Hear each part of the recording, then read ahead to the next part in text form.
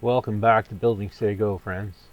If you're new here, my name is Rick, and with my wife Lori, we're building a 31.5 foot diesel trawler in our backyard. This episode's a little different. The weather over the last week and being sick has basically kept me off the boat. And what I'm doing is fairing it. Fairing isn't sexy, it's not informative, it's not entertaining, it's none of that stuff. So, anyways, I didn't film much. And as I was going back through the video catalog looking for material to produce short videos, I realized that we didn't have any video of putting the cabin roof on, but we did take lots of pictures. So this episode is a slideshow of putting the main cabin deck on, which is a little over 8 feet wide and 18 feet long, and it was a job all on its own. So sit back and enjoy the slideshow. Let's get going to it.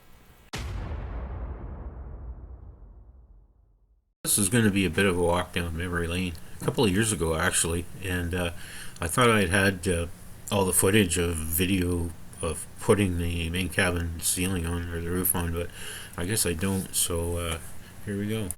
So the trailing edge of the main cabin roof has quite a curve in it, the same curve as the roof itself, and this necessitated steam bending some white oak frames. This is just a quick shot after looking forward. And again, this is from forward and looking aft. At this point, the roof framing has all been glued in and it's fixed into place, and we're going to start with the sheeting. Who is that crazy bugger? What's he doing on the roof of my boat? Anyways, once the sheeting was down and lined up, we had to secure it along the center ridge line before we could glue it down. Things got a bit hectic as soon as we started to glue it down. We had the entire perimeter plus the tops of each of the frames to glue down, and not a whole lot of time to work on it.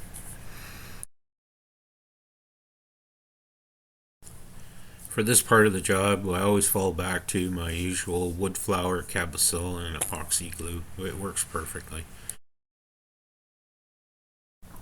Once all the glue was in place, I had to scamper up top and screw everything down. I had all the lines marked out beforehand, and I'm just using drywall screws. They won't stay in there, they'll come out. They're just temporary.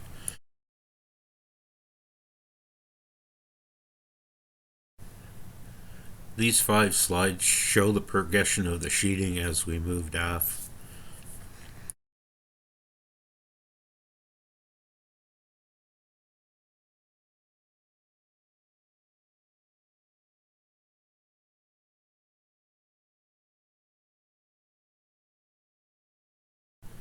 Once everything was glued and screwed, we started to tape the seams.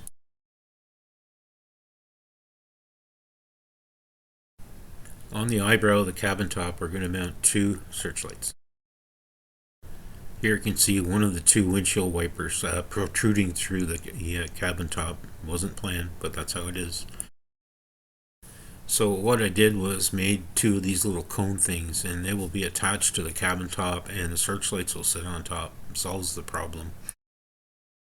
This shot shows the last sheet going down on the cabin top and the seams that have already been taped in. Next up, after all that other work had been done and the tape's been seamed and faired, is we're going to glass the cabin top. Once it was all sanded, we gave it a light sanding down so it's ready for the next layer. This is the overhang of the fiberglass cloth, and you'll see that we've had to trim off the death daggers so I wouldn't open up an artery every time I walked by. The cabin top was trimmed to shape. There's a 1-inch overhang, and this is what it looks like today.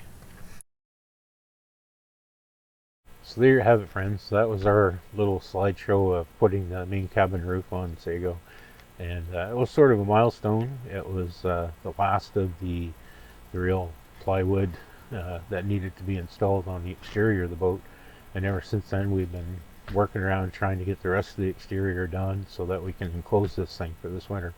It's August 22nd, and the seasons are turning, and it's been raining here for like almost 10 days straight. So everything is soaked. I can't even sand the fairing compound. It just turns to mud, gums up the disc. So I'm trying to dry things out, and hopefully we'll get back at it next week. So until then, cheers.